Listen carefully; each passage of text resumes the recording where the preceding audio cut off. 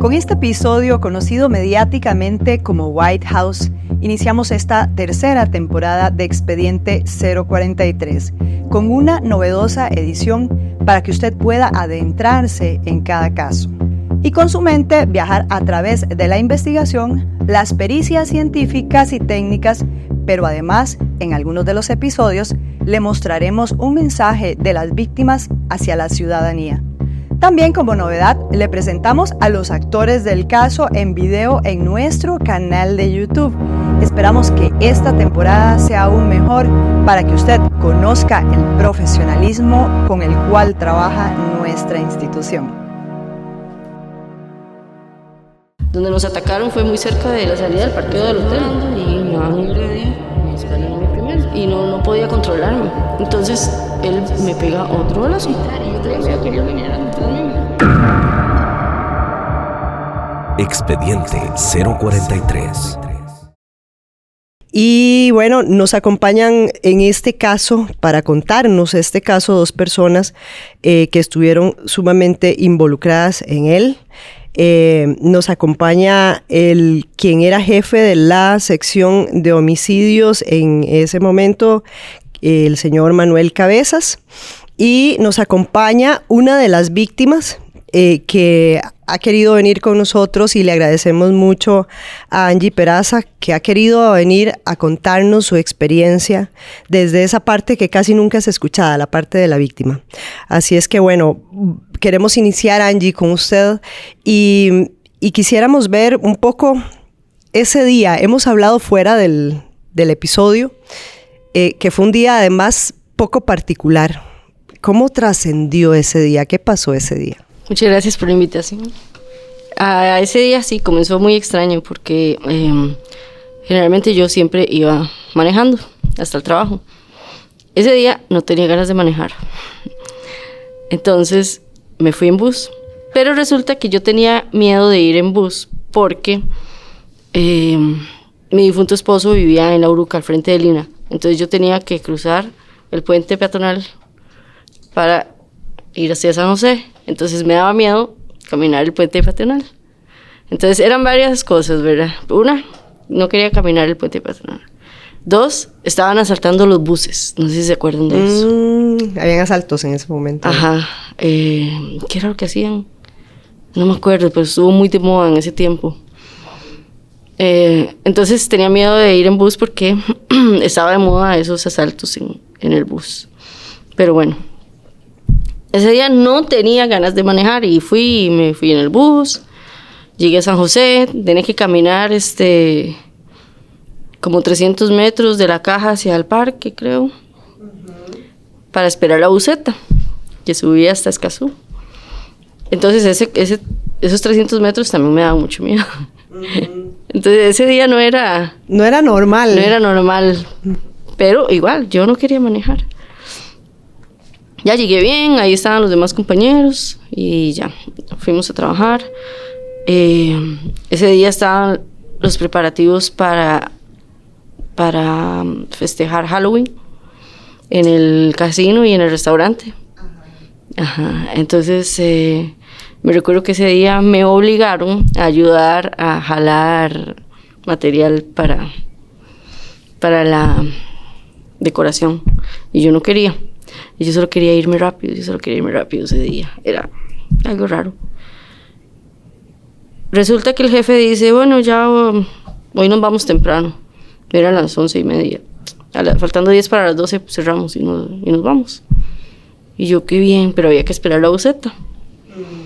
Entonces, Arelis y Yerlin, que eran hermanas, viajaban por la ruta por donde yo vivía. Entonces ellas me dijeron, Angie, ¿le hacemos ride? Y yo, uy, sí. ¡Qué dicha! Dijiste. No tengo que esperar la buseta. Entonces les digo, claro, y me fui con ellos. Ya iba a acabar, ¿verdad? Para mí, ese día tan extraño, ¿verdad? Salimos del parqueo del hotel, cierran el portón, vamos bajando. Y lo que me extraña a mí es que fue muy cerca del portón, ¿verdad? O sea, fue muy cerca, Donde nos atacaron fue muy cerca de la salida del parqueo del hotel. La distancia, Casi no sé si saliendo, cabezas. casi saliendo, sí, como 100 metros. Sí, más o menos. Entonces, a nosotras, creo que el hotel era esquinero y había una calle hacia un barrio, creo, y de esa calle salió un carro y se nos intercepta. Se les atravesó. Sí, se nos atravesó al frente y el carro se baja a un tipo y empieza a dispararnos al carro. Entonces, Arelis, que iba manejando, para el carro en seco y lo que hacemos las tres es agacharnos, ¿verdad? A la hora de ver que están disparándonos. Y sí, o sea, esa parte me extraña mucho, ¿verdad? Que no hayan escuchado los balazos en la caseta del guarda del hotel y que fue algo muy rápido. En fin, ellos nos bajaron del carro y nos subieron al carro de ellos muy rápido. Nos obligaron a traer las cosas, los bolsos y las cosas. Creo que solo Jerlin bajó el bolso de ella, con ella. Y Arelis y yo no. Lo dejaron en el carro. En el carro de Arelis. De Arelis. Sí, solo Jerlin bajó su bolso. Dentro de la... Bueno, no sé si... Carlos, tenés... Adelante, Mari. No, porque dentro de la investigación, para ir combinando una cosa con la otra, o sea, hasta ahí, digamos, la parte donde a ustedes las interceptan. Tal vez ahorita seguimos con la otra parte. Ustedes comienzan la investigación y inicialmente, ¿qué determinan? O sea, ¿se dan cuenta de que estos sujetos han actuado antes? O sea, ¿cómo comienza esta investigación? Caso, ¿Cómo les llega a ustedes ese caso? Fue, digamos, no es que fue atropellado, ¿no? Recuerdo que se determinó que esa noche había una garúa. Sí, había una garúa y probablemente estaba comenzando como a llover más intenso ahí un poco. Sí, tal vez todo eso favoreció, digamos, cuando el frío y la humedad, la gente se acurruca más, sí, y se encueva más y si hay un sonido exterior, también. Sí, la hora cuesta uno, digamos, reaccionar a estímulos auditivos en ese sentido. Este caso, nosotros andábamos, yo andaba muy activo de esa época, de esa semana, porque habían ocurrido una serie de hechos, ¿verdad?, de homicidios, casi todo el año, ¿verdad?, casi toda la vida, ¿verdad? Desde el 2003 se había venido en crecimiento una serie de homicidios, de sicariato, muy pocos homicidios eran convencionales, lo que nosotros le llamamos, digamos, que en robos, en un asalto disparen, sino que todo casi era una tendencia al sicariato. Pero siempre estábamos pendientes de cualquier eventualidad, un crimen nuevo, un homicidio serial que pudiera salir por ahí y todo eso, porque estamos en constante análisis. Este caso específico, yo recuerdo que sí lo escuché por medios de comunicación interna, que había ocurrido un intento de secuestro, habían secuestrado a unas personas y posteriormente, al día siguiente o en horas de la madrugada, me informan de que en Heredia había un hallazgo de una femenina, ¿verdad? Pero como eso para nosotros era rutinario, no sabíamos qué podía estar pasando. Sin embargo, no le quitamos la alerta, el ojo, ¿eh? Teníamos el binocular puesto hacia esa zona, hacia estos hechos, y fueron hasta como 3 días después que tenemos reuniones con la dirección, donde se establece y nosotros le damos información al departamento que teníamos un seguimiento de unos casos así y que podríamos estar presentes ante unos homicidas seriales con una conducta como mixta, ¿verdad? Como eso que yo le digo, que hay uno que impulsa al otro a matar, que él disfruta y también el que mata, aunque no le interesa generar terror, pero sí le interesan los bienes, ¿verdad? O sea, robar, él se aprovecha de la psicopatía de uno y él se aprovecha de los bienes, ¿verdad? O sea, todos ganan. Sí, porque ellos sí nos robaron pertenencias. Eso Sí, es... En el carro. Eso te iba a preguntar. Anillos. De las tarjetas que las usaron. Sí, eso fue hasta después, pero digamos que en el momento que ellos nos abordaron, sí nos empezaron a inmediatamente a quitar las pertenencias. Relojes, anillos.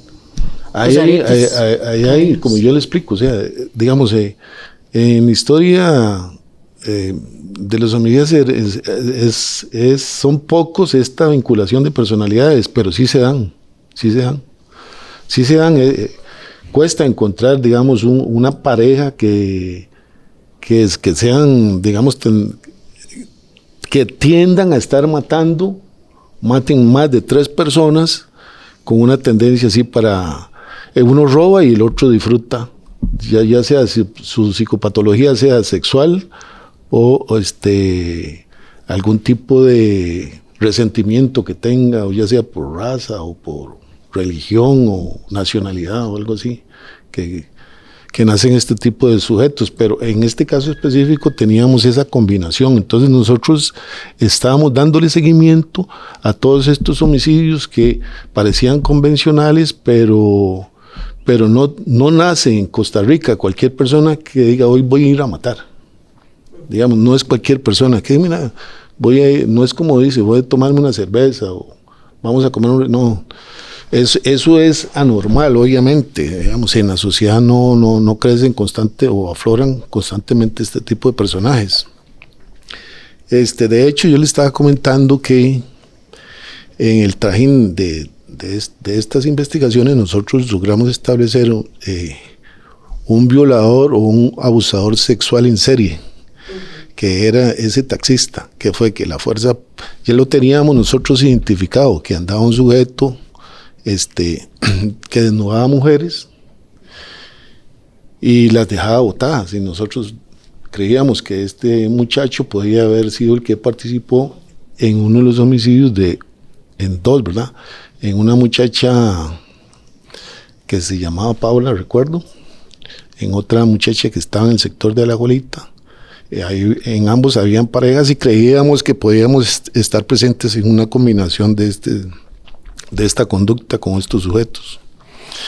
Entonces ahí encontramos un abusador sexual en serie y fue acusado, bueno, se lo dimos a las secciones correspondientes. Volviendo al tema ese día, recuerdo que era finalizando octubre, cuando nos informan de que unas muchachas que salían del casino de White House fueron abordadas y una de ellas pidió auxilio en una casa ahí, iba caminando, ¿verdad? Cerca en la comunidad, tal vez por horas de la noche, no fue tan pronta la ayuda, pero una señora creo que le prestó ayuda.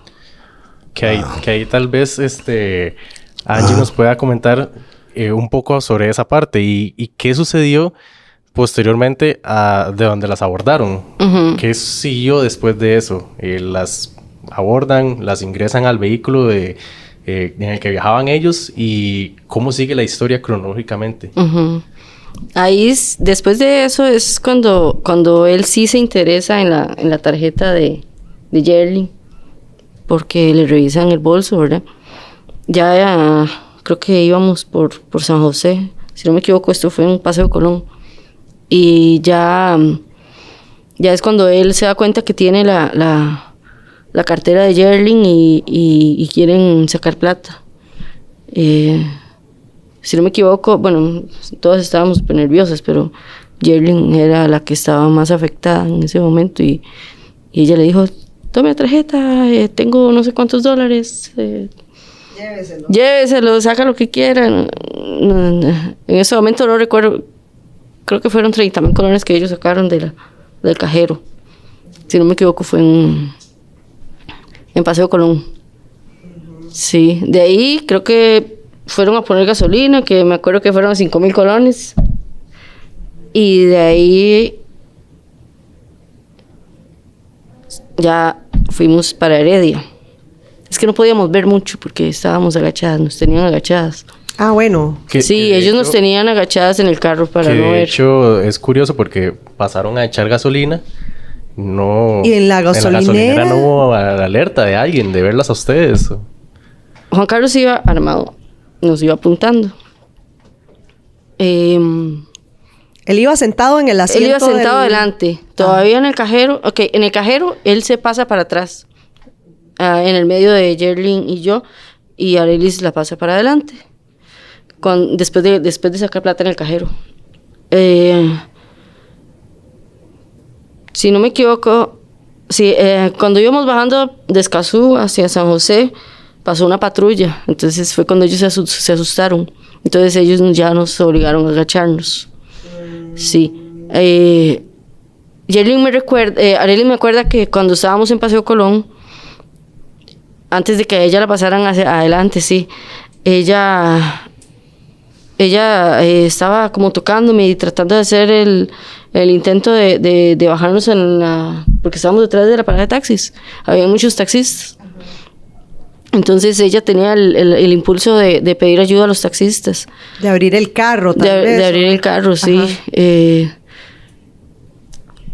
Yo no sé, yo creo que nunca tuve el impulso de salir corriendo y pedir ayuda, pero porque estaban ellas dos ahí también. Y estaba muy preocupada por Yerlin porque estaba súper en pánico. Entonces, tampoco, o sea, nunca que podía ser peor. Sí, nunca se me ocurrió la idea de abandonar el carro.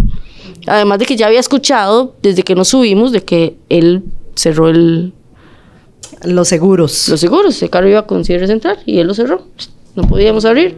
O sea, desde que nosotros nos abordaron en Escazú, yo escuché que él puso el seguro. Entonces era muy difícil escaparse del carro. O sea, iba a ser peor. O sea, mientras íbamos a tratar de abrir, o sea, nos pueden disparar ahí adentro, lo que fuera. Y la idea no era morirse. Uh-huh. Sí, exactamente. Uh-huh. Okay. Nos llevan hasta Heredia. Bueno, hasta Heredia, que ya cuando me doy cuenta que fue ahí, ¿verdad? Ya a ellos se les ocurre el plan de de escoger a una chica cada uno. Yo salgo sobrando y me bajan en Heredia. Me disparan a mí primero. Ok. Entonces, bueno, no sé si quieren que cuente todo cómo sucedió. Puede, pienso yo, ¿verdad? Que puede hablar más general, ¿no? Para que no, creo yo que recordar esos eventos, no sé cómo te sentís, usted sabe hasta dónde puede llegar. Sí, exacto, donde te sientas cómoda, exacto. Uh-huh. Bueno, ok, para volver a lo que ustedes me preguntaban sobre la señora que me ayudó, después de que ellos me disparan, sí, yo salgo del lote y me siento en la acera a pensar qué era lo que estaba pasando y a ver cómo podía salir de ahí. Nada más una pregunta, ¿en todo momento estuviste consciente? O sea, ellos te bajaron y todo. Yo estuve a punto de perder la conciencia, pero después de que ellos me pegan el primer balazo, el cuerpo mío empieza a brincar. Uh-huh. Y no podía controlarme. Uh-huh. Entonces, él me pega otro balazo. Y después de ahí, no sé, lo que yo empiezo a pensar es que él va a seguir disparándome, ¿verdad? Entonces yo como que agaché la cabeza y traté de hacerme la muerta. O sea, fue lo que se me ocurrió, para que él se fuera. Ellos estaban muy asustados ya, entonces, y estaban como muy, muy alterados por irse. Entonces, eso fue lo que se me ocurrió. Entonces, yo creo que yo estuve a punto de perder la conciencia y dejé de respirar. Cuando dejé de respirar, o estaba a punto de dejar de respirar, no sé, o sea, empecé a brincar y a tratar de respirar y a limpiarme, andaba un suéter, entonces ya empecé a limpiarme la cara y a tratar de limpiarme los ojos y la nariz y respirar, que me estaba ahogando, creo que mi propia sangre, ¿verdad? Porque estaba boca abajo. Entonces, lo que se me ocurre es salir arrastrada de ahí, como recordé que entré. Uh-huh. Y así logré llegar a la acera y sentarme y a recostarme, creo que en una pared. Entonces ahí empecé a limpiarme otra vez y a tratar de ver dónde estaba y ya no podía ver bien. No sabía qué era lo que estaba pasando porque no sabía qué daño tenía. Uh-huh. sí podía ver que estaba como en la acera y que veía los faros de la calle. Varios carros pasaron varios. No me ayudaron. ¿Y no te ayudaron? No, me recuerdo de una microbús que paró 3 veces. Pasó aquí, se me quedó viendo, siguió, dio la vuelta, volvió a parar y me veía, siguió. ¿Y no le hacía señas? Sí, ¿vos? yo gritaba. Ajá. Y volvió, dio la vuelta de nuevo, paró y siguió. Entonces a mí me dio miedo. Entonces yo dije, o sea, o me pueden hacer más daño o pueden volver estos maes y volver a darme la estocada final, ¿verdad? Entonces yo mejor seguí el instinto, ¿verdad? Empecé a caminar, no podía ni caminar porque estaba muy mareada. No podía ver bien para dónde iba porque yo veía hacia la derecha y veía una cuesta abajo y volví a ver a la izquierda y veía una cuesta arriba. Entonces yo decía, si me voy por allá no puedo volver a subir, y si me voy por allá me puedo caer pero puedo subir. No sé, era algo extraño. Crucé la calle y empecé a agarrarme de portones y a tocar puertas y a gritar y a tocar timbres y a gritar y a gritar, y yo tenía miedo que ellos vinieran detrás mío. Sí, entonces si no mal recuerdo, creo que caminé por 1 hora y hasta que la señora... Como 1 hora. Sí, wow. Tocando puertas. Hasta que una señora te abrió. Hasta que una señora abrió de largo. Ok, no donde estabas. No la puerta digamos del garaje, sino que la puerta de la casa. Entonces, sí, ella estaba como muy asustada porque ¿quién toca la puerta hasta ahora, verdad? Y vuelve a ver para afuera y para peores yo andaba un suéter blanco. Y a la hora de limpiarme, imagínense cómo quedó. O sea, esa sí era una escena de crimen. ¿Entendés? Andante. Y ella a verme con un suéter blanco y lleno de sangre y la cara mía llena de sangre y ya no, yo. Y así, agarrada del portón porque yo ya no me aguantaba. Yo ya estaba pues, muy cansada. Ella le pidió ayuda al hijo mayor y el hijo mayor donde me vio con sangre, sí, él sí salió corriendo y abrió la puerta y me pidió explicaciones, yo le expliqué y él sí fue, pero muy, muy rápido en atenderme. Ahí mismo afuera, en la acera. Ajá. Sí. Y ellos llamaron al 911. Yo me imagino que ya el vecindario había llamado a emergencias.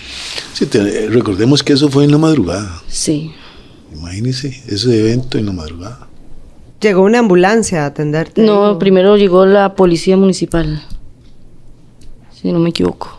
La policía municipal de Heredia. Ok. Y Sí. hasta después entonces llegó para llevarte al hospital, ¿o? Eso fue en Heredia, sí.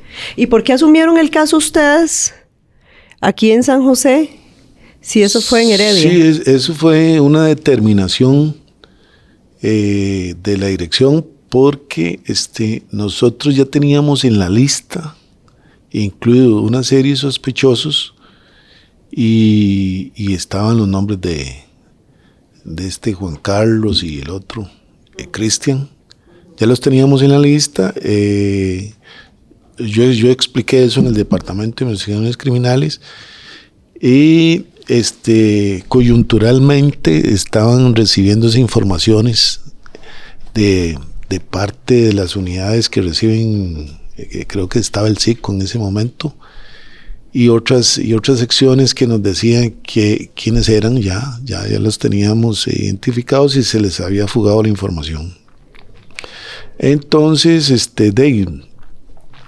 como nosotros ya habíamos antes, esa es la especialidad de la sección, ¿verdad? Investigar homicidios, eso se lo dieron a la sección y como yo estaba de jefe, entonces me uní a un grupo, ¿verdad? Hicimos un grupo, una subunidad dentro de la sección, solo dedicados a este caso.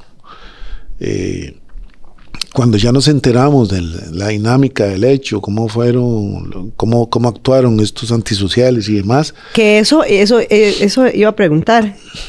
¿Cómo definieron ustedes eso? O sea, ¿cómo definieron ese recorrido que ellos hicieron con ellas? ¿Cómo?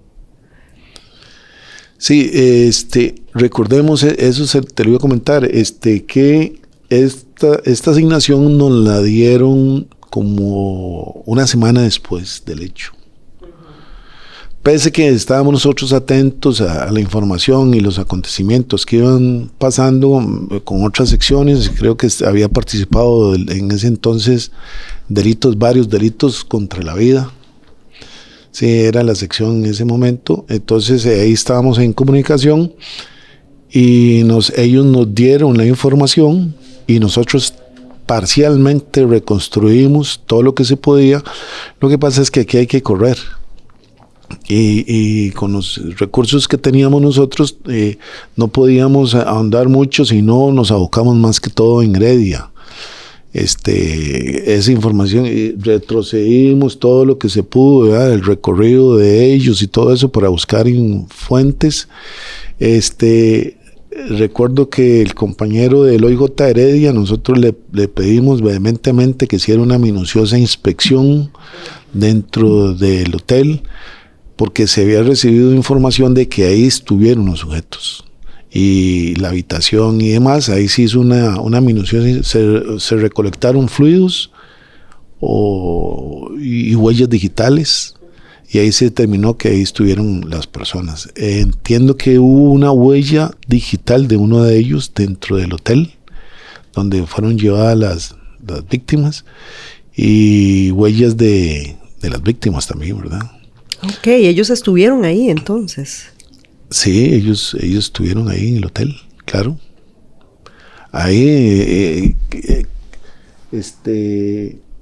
si no mal me recuerdo, hubo una anotación hasta de la placa. Sí. Y ahí ya con toda esa información ya nosotros podríamos... bueno, pero estamos hablando del motel donde llevaron del hotel, sí. a Angie y a Yerlin y a Arelis. Que esa es la otra parte. Ajá. Porque Angie, pues la dejaron, como dijo ella, en ese sector, y entra esta otra parte porque quedan 2 personas en el vehículo junto con ellos. Ella quedó tirada, digamos, en un predio, estuvo en una comunidad y después ellos continuaron con otras 2 víctimas. Yo antes de continuar con esa parte, perdón, Carlos, yo quería preguntarle a Arelis, a Angie, ok, ya te auxiliaron y te llevaron al hospital, me imagino, ¿verdad? Pero no sabías qué había pasado con... Cuando la policía llega, yo les pido que llamen a mi esposo. Y le digo a la policía lo que está pasando, que corran. Y yo les digo, ellos van a ir a este lugar, porque yo los escuché a dónde iban a ir. Entonces yo les digo que ellos las van a violar, que ellos escogieron y que ellos van a violarlas y que van para el motel El Dorado, y que corran, que se apuren, que llamen a todo el mundo porque les van a hacer lo mismo que a mí. Entonces, ya después de ahí yo llamo a mi esposo y le digo lo que pasó, y eso sí, ya llega la ambulancia y yo ya quedo tranquila porque yo ya le di mi información a la policía. Y cuando llega la ambulancia, yo me asusto mucho porque no sé cómo estoy, ¿verdad? Entonces... Sí, ya ahí descargaste. Sí, yo descargué, sí. Uh-huh. Pero sí, yo me recuerdo que yo le gritaba a los oficiales que fueran, que corrieran, que era cerca, según yo, no sé. Eso está en el expediente, sí. Todo eso que usted dice. De hecho, por eso la investigación... nosotros la habíamos clasificado antes, ¿verdad? Cuando yo estaba ahí, por su grado de dificultad, ¿verdad? Caso A, caso B, caso C, ¿verdad? No tenía un alto grado de dificultad, o sea, no era, digamos, era un caso B, pero tenía un impacto social, digamos, para tener más o menos el grado de dificultad, el impacto social y digamos la investigación en sí, digamos qué es lo que produce en la sociedad, y eso nosotros con eso nosotros destinábamos los recursos. Por eso era muy importante hacer una clasificación. Porque así, lamentablemente, ¿verdad? Digamos, aparecen muchos cuerpos de indigentes y personas que no identificados y huesos, y eso no produce un impacto social como estos casos, como el de ustedes, casos así, ¿no? Entonces ahí es donde se destinan los recursos, por eso es la importancia de eso. Este caso tenía un impacto, entonces nosotros destinamos todos los recursos que pudimos, ¿verdad? Incluso el juzgado penal nos facilitó, el juzgado penal de Pavas, unas instalaciones, y ahí nosotros nos establecimos la sección de homicidios, hicimos un centro de investigación de mando. ¿Por qué? Porque hasta cierto punto la prensa ha dado el impacto que hace. La prensa quiere estar digamos, adherida a los acontecimientos que van naciendo de acuerdo a las investigaciones. Sí, al avance de la investigación. Sí, entonces nosotros íbamos a hacer X diligencia, y los primeros que estaban ahí eran los medios de prensa, y eso alertaba a este tipo de sujetos que nosotros ya los habíamos identificado y sabíamos que ellos estaban pendientes de todo lo que estaba haciendo la policía. Entonces, volviendo al tema, digamos, ya de la inspección y demás, y que logramos ya identificarlo, necesitábamos ubicar el carro de estos sujetos, dónde estaba, para hacerle los exámenes correspondientes a ese vehículo. Necesitábamos ubicar, digamos, relacionarlos con otros hechos. Tratamos de establecer cuáles eran los artículos que les habían sustraído, los teléfonos y demás. Y ahí encontramos que en uno de los hechos de antes, una joven que entiendo que se llamaba Paola, le habían sustraído en uno de esos asaltos, y en uno también ella había fallecido, ¿verdad? A consecuencia de estos sujetos. Le sustrajeron el teléfono, y nosotros logramos identificar que ese teléfono lo portaba la novia de uno de ellos, ¿verdad? No recuerdo si Juan Carlos era. Entonces, con la colaboración del ICE, ¿verdad? Vimos que ese teléfono estaba en uso y se ubicaba por la zona de Pavas, y se llamaban entre la muchacha y él, y entonces eso nos permitió la ubicación tanto del teléfono, donde vivía la muchacha, dónde estaban estos sujetos. Y ellos vivían en casas separadas, ¿verdad? Y tratamos de utilizar algunas técnicas de investigación para establecer exactamente el punto de ellos, y ellos no estaban durmiendo en sus casas de habitación. Entonces tuvimos que utilizar muchas técnicas de seguimiento en vivo, tecnológico. Recuerdo muy bien que para saber dónde estaban ellos tuvimos que desplegar o tener dos investigadores 24 horas en una unidad que controla las torres del ICE, ¿verdad? Y ellos, con ayuda de los técnicos, nos permitían hacer sus seguimientos en vivo. Entonces ya estábamos logrando establecer, digamos, con sus celulares dónde se estaban moviendo. Y fue así, ¿verdad? Digamos que nosotros no queríamos fallar, ¿verdad? En la detención de los sujetos. Y recuerdo muy bien que el problema que nos da esta tecnología es que cuando señala un punto, digamos, de la ubicación, ya han transcurrido unos segundos, y si va en vehículo, ese no es el punto, sino que puede ser 1 kilómetro, 2 kilómetros después, ¿verdad? O si se queda quieto ahí, digamos, ahí lo tenemos, pero cuando ya señala un movimiento, ya ha transcurrido, digamos, funciona como tardíamente, ¿verdad? Pues no tardío, pues así es la información que se nos da. Entonces nosotros teníamos que tener cuidado cuando decía, están tan en este punto, teníamos que estar seguros que estuviera quieto, porque si estaba movido, entonces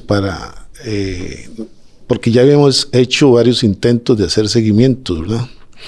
Y notábamos que ellos estaban constantemente alertas, ¿verdad? Y no podíamos nosotros perder la sorpresa de la detención.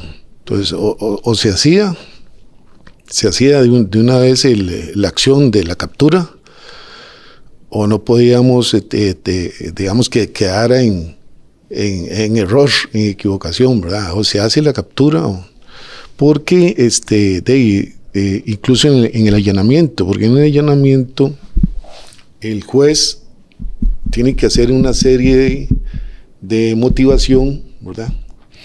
Y narra por qué estamos haciendo el allanamiento. Entonces, si el sujeto no está, va a tener la información ahí en la mano. Entonces, nosotros no podíamos jugarnos el chance de que no estuviera. Y fue así, por eso es que duramos como 3 días para las detenciones. Y fueron 24 horas, o sea, seguido, ¿no? Yo creo que más de una semana. ¿Esas detenciones fueron cuánto tiempo después de que pasaron? O sea, del 28 de octubre. Fueron aproximadamente entre 22 días y un mes. ¿La detención? Sí, las detenciones de ellos. ¿No fue rápido?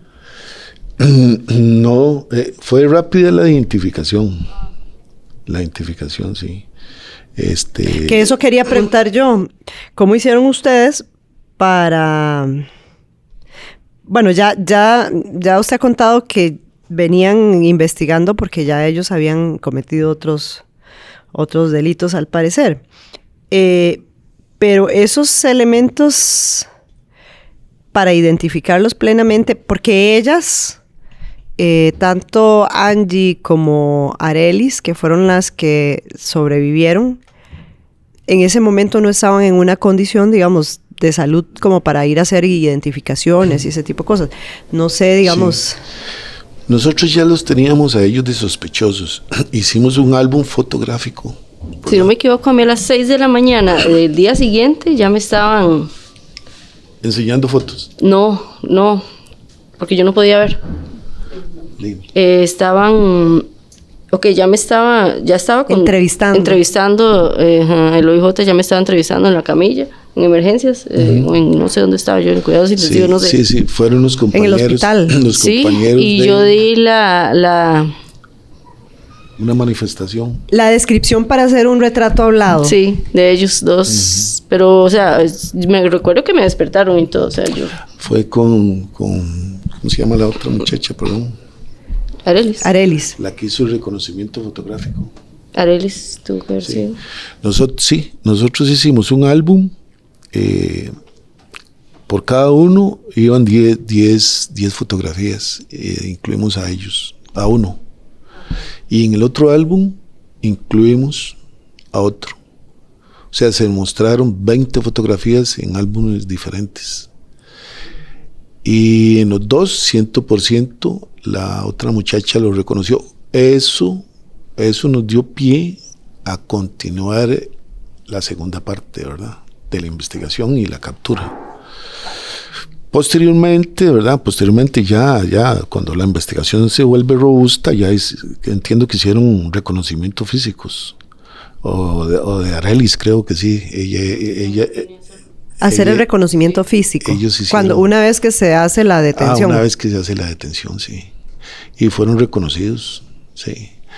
A veces se presta de confusión porque la experiencia de ellos buscan sujetos muy similares, que ni los hermanos se parecen, sino que buscan otros más similares que los propios hermanos. Creo que ellos se habían rapado todos, ¿verdad? Sí, se habían camuflado. Y aún así, cuando vos los viste, los pudiste reconocer. ¿Y cómo fue ese momento para vos al reconocerlos? Yo estaba muy nerviosa en esos días. Estaba muy nerviosa, o sea, recién había pasado eso y andaba como con 3 policías detrás mío y 2 al lado y así para andar en todo lado. O sea, yo salía del hospital para venir aquí, de aquí para ir al hospital. Del hospital creo que estuve 5 días internada.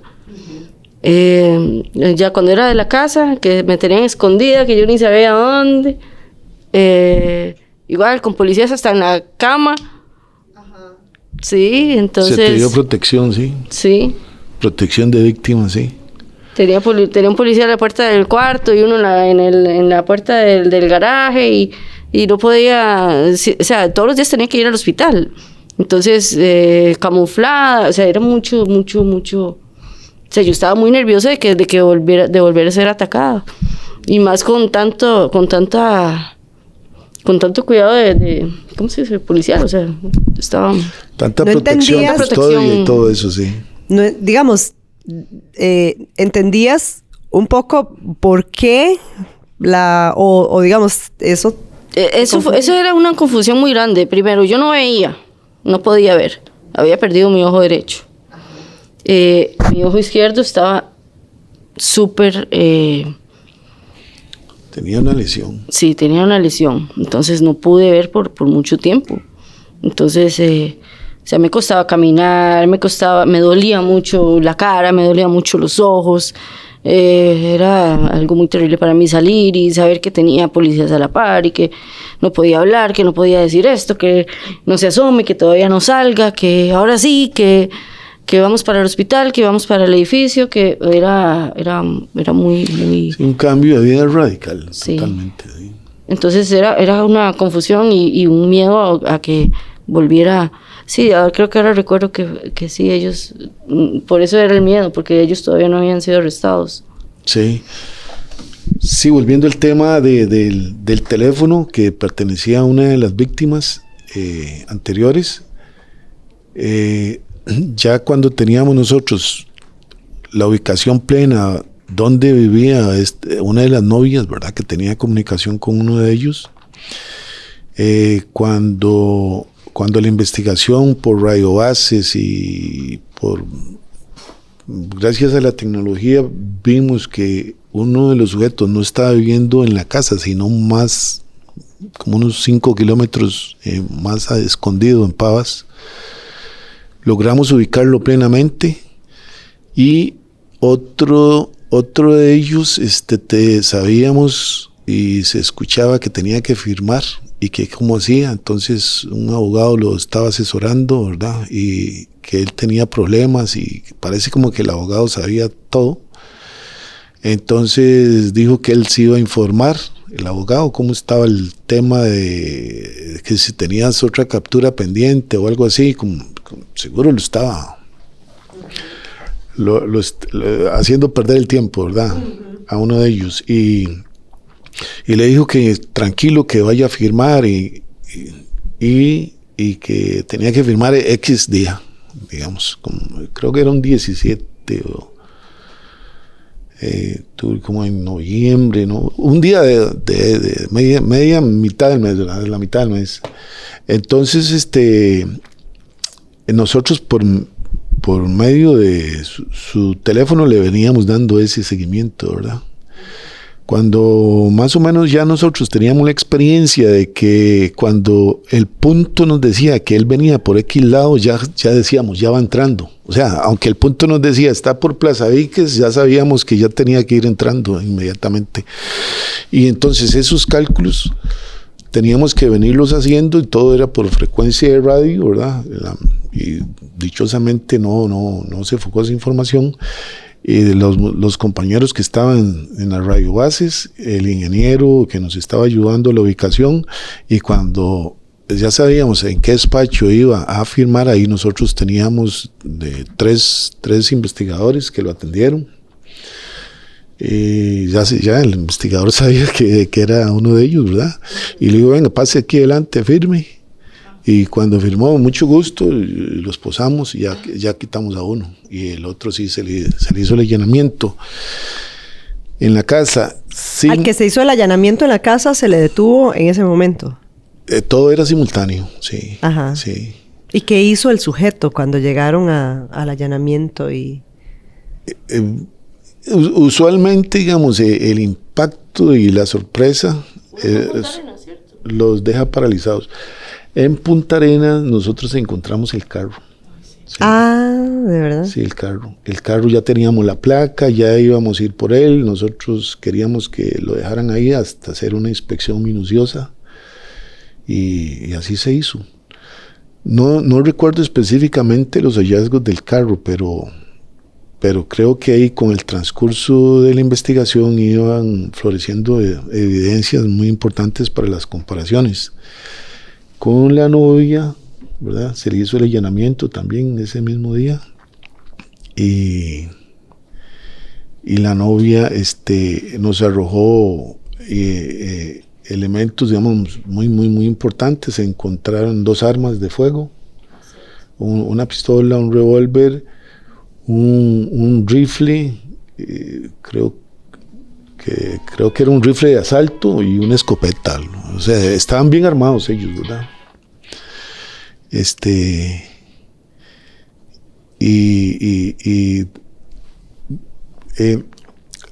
Nosotros, desde el punto de vista procesal, le sugerimos a la fiscalía que utilizara, digamos, la novia quería hablar, quería decir que ella, qué dicha, que yo quería contar esto y esto. Eso dicen ya después, ¿verdad? Y entonces creo que se le hizo un proceso a ella por receptación por el teléfono, pero eso no progresaba, era más útil. Ahora estoy hablando así. Ahora uno está diciendo qué pudo haber ocurrido. Era más útil la información que en el proceso. Pero eso ocurre. Lo más importante es que estos sujetos quedaron, como llamamos, inmovilizados, ¿verdad? Custodiados ya por el sistema. Yo tengo una pregunta para Angie. Bueno, 2 en realidad. Una es, y si me decís, no, eso no lo quiero responder, pues es bien, está bien, ¿verdad? Pero después de que ya estabas en el hospital y todo, ¿en algún momento te diste cuenta de lo que pasó con Arelis y con Yerlin? ¿Qué pasó? ¿Qué pensaste en el momento en que te diste cuenta? Porque entonces te diste cuenta que Arelis, pues, dichosamente había sobrevivido, pero Yerlin no. Sí, ¿qué pensaste en el momento? No, sí, ellos me escondieron, la verdad, por varios días. Ah, ¿de verdad? Sí, ellos me dijeron que las habían encontrado vivas y que estaban en el mismo hospital y que se estaban recuperando igual que yo y que todo estaba bien. Hasta después, cuando ya estabas mejor, te dijeron. Sí, unos cuantos días después me dijeron que Yerlin sí había fallecido. Y lo otro es, también ese cuando ya los detuvieron a ellos, ¿verdad? Cuando ya se logró la detención, en ese momento ya, ¿qué pensaste? Porque ahora, digamos, uno podría pensar, y yo desde fuera podría pensar, bueno, seguro uno piensa que bueno, ya se hizo justicia, ya los lograron detener, y además la tranquilidad de que ya están detenidos, ¿verdad? Ya no me van a llegar a atacar, que me imagino que es parte de lo que se siente. Pero ¿qué pensaste en ese momento?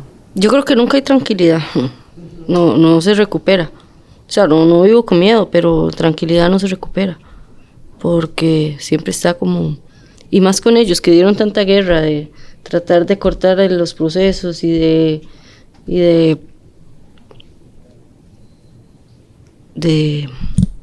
pasar menos en la cárcel, según ellos, ¿verdad? Entonces, el miedo de que salgan o que logren... Fugarse. No creo que fugarse, creo que están en Máxima. En máxima. La verdad es que nunca más me dio por averiguar de ellos, pero... Andas con desconfianza. Una desconfianza ahí, con sí, de temor. de que vuelvan a salir, sí. No, pues sería sano como reconstruirse. Bueno, antes yo no le había felicitado. Uh-huh. Y el agradecimiento y su valentía, narrar eso y cómo se ha superado. Sí. ¿Verdad?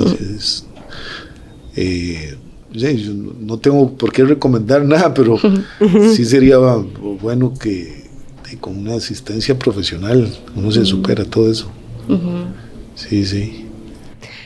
De hecho, yo no sé si vos tenés alguna otra pregunta del caso. Quería preguntarle a don Manuel, porque él al inicio nos mencionaba el tema de que en este motel donde llevaron a las otras 2 víctimas se encontraron fluidos y también hubieron huellas. Esto también ayudó, aparte del teléfono, al reconocimiento de estos 2 sujetos. Ah, sí. Sí, claro, o sea, digamos, Actualmente, bueno, desde hace décadas, sin laboratorio de ciencias forenses, ni dactiloscopía, ni nada de eso, la policía no hace gran cosa.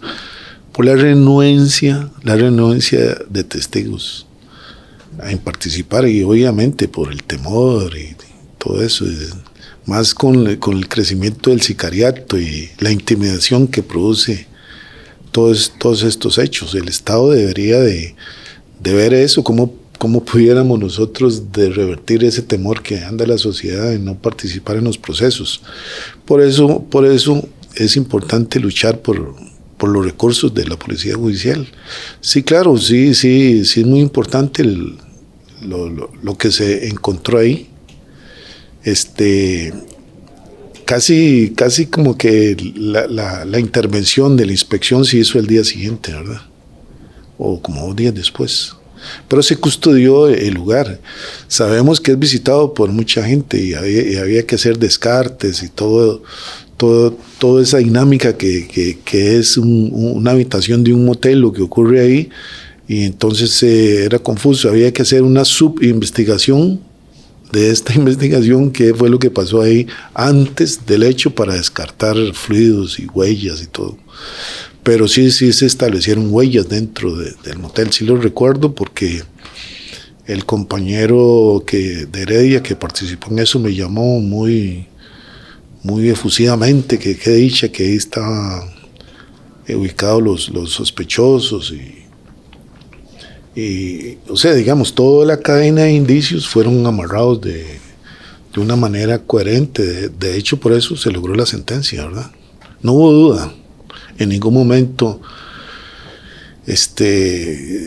digamos, fueron la sentencia, las penas que se logró fueron los extremos mayores, porque no hubo ningún indicio de duda ni nada de eso de la participación de estos sujetos.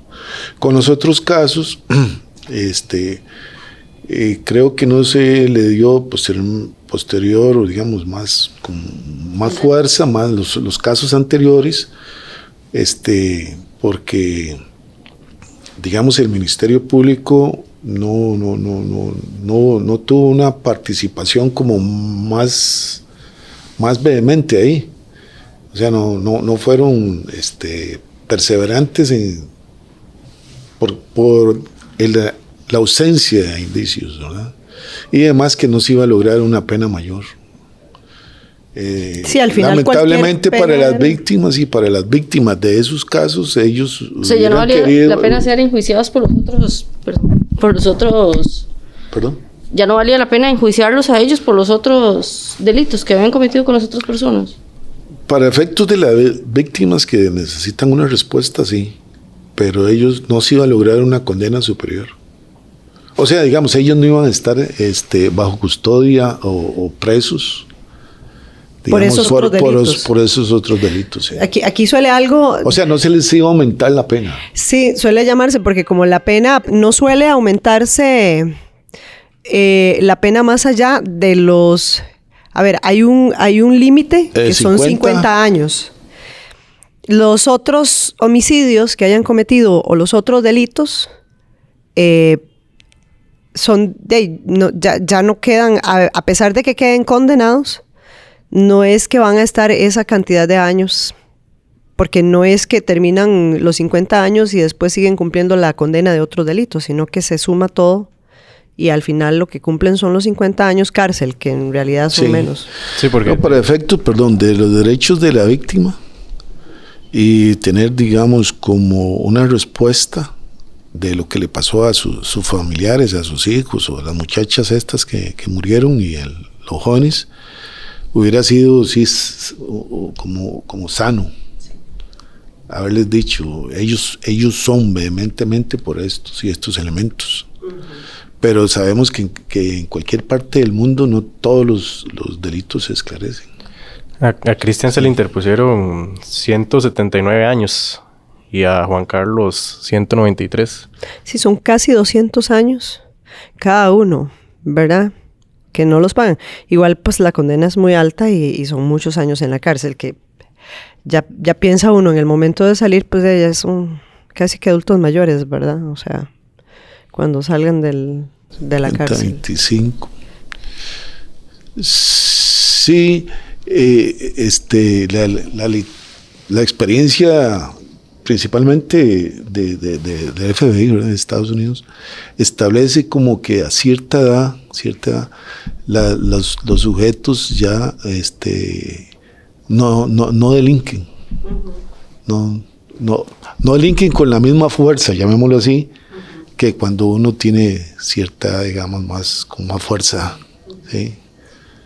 Ya uno anciano ya cuesta que cometa delitos similares. Sí. Yo quería preguntarte, Angie, no sé, porque ya creo que vamos finalizando, ¿verdad? Dentro, digamos, de lo que puedas comentar, ¿qué ha sido de tu vida después de eso? Sin decir, obviamente, dónde vivís ni nada, pero ¿qué ha sido de tu vida? ¿Qué hiciste? ¿Cómo rehiciste tu vida? Yo seguí mi vida normal, sí. Tuve ayuda profesional por varios años y me recuperé.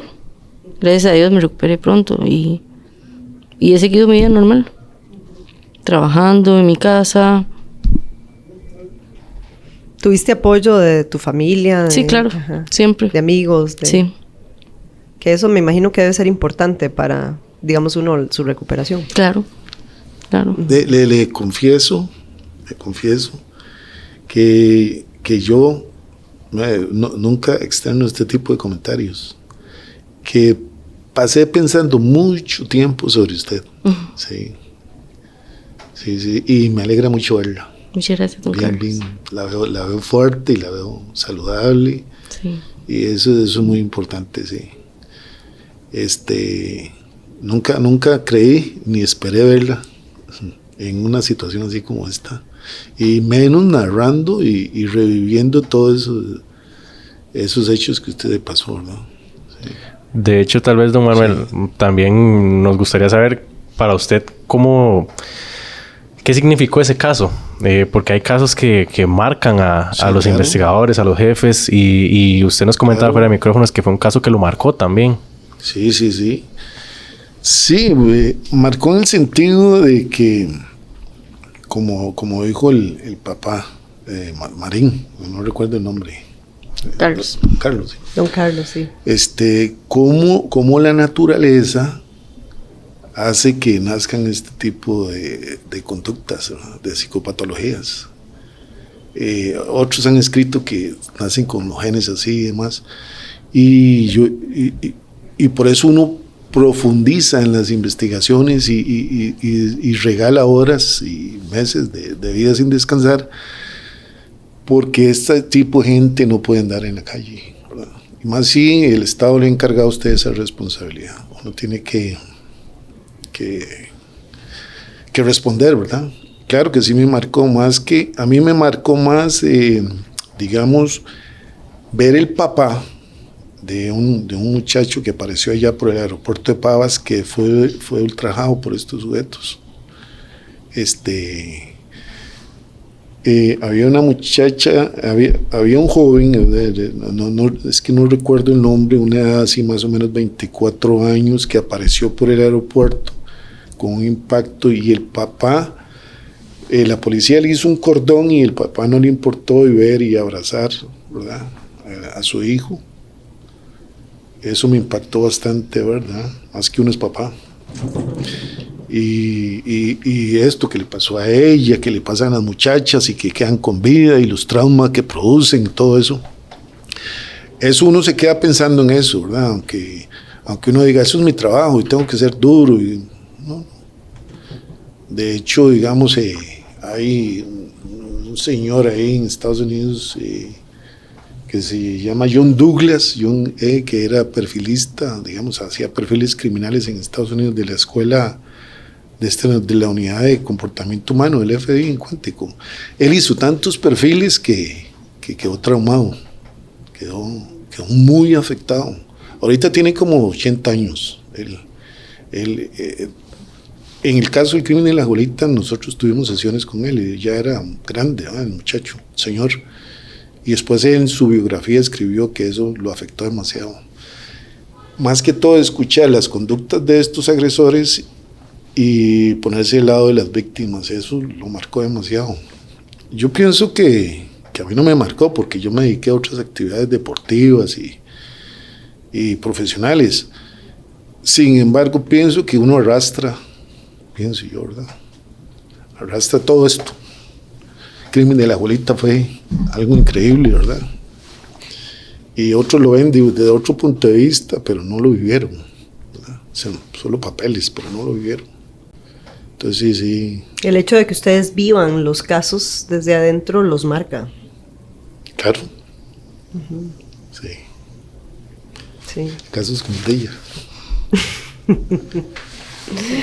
Bueno, yo creo que de esta manera finalizamos este primer episodio de nuestra tercera temporada de Expediente 043, prometiéndoles, Carlos, ¿verdad?